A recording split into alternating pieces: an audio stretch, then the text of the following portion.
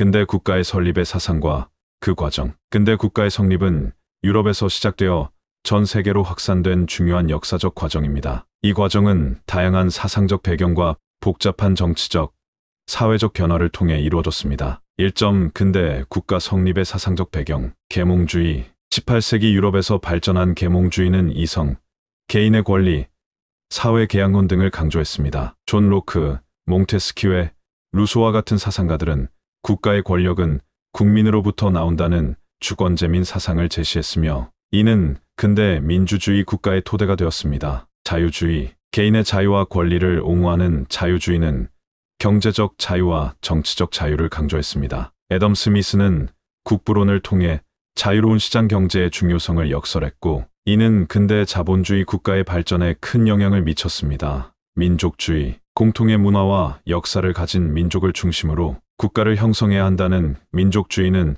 19세기 유럽에서 강력한 힘을 발휘했습니다. 민족주의는 이탈리아와 독일의 통일과 같은 근대 국가 형성에 중요한 역할을 했습니다. 2점 근대 국가 성립의 과정. 시민혁명, 영국의 명예혁명, 미국의 독립혁명, 프랑스 혁명 등은 절대 왕정을 무너뜨리고 국민 주권에 기반한 근대 국가를 수립하는 데 결정적인 역할을 했습니다. 이러한 혁명들은 국민의 기본권 보장, 입헌주의, 민주주의 등 근대 국가의 핵심 가치를 확립하는 계기가 되었습니다. 산업혁명. 18세기 후반 영국에서 시작된 산업혁명은 경제 구조와 사회 구조를 근본적으로 변화시켰습니다. 산업혁명은 도시화, 자본주의 발달, 계급 갈등, 심화 등을 초래했으며, 이는 근대 국가의 역할과 기능을 확대시키는 요인이 되었습니다. 제국주의. 19세기 후반 유럽 열강들은 식민지 확장을 통해 자국의 경제적, 정치적 이익을 추구했습니다. 제국주의는 아시아,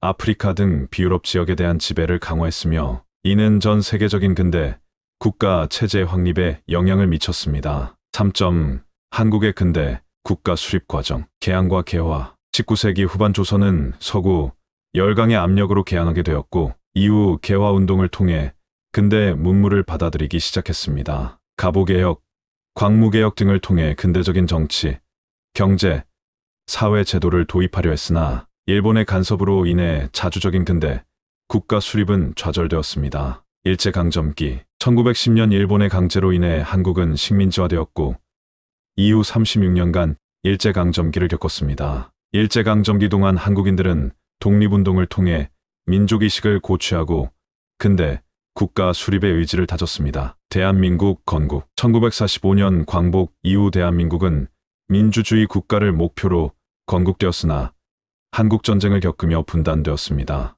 이후 대한민국은 경제 발전과 민주화를 통해 근대 국가로서의 면모를 갖추게 되었습니다. 근대 국가의 성립은 세계사적으로 중요한 전환점이며 오늘날 우리가 살고 있는 세상의 토대를 마련했습니다. 그고 제메네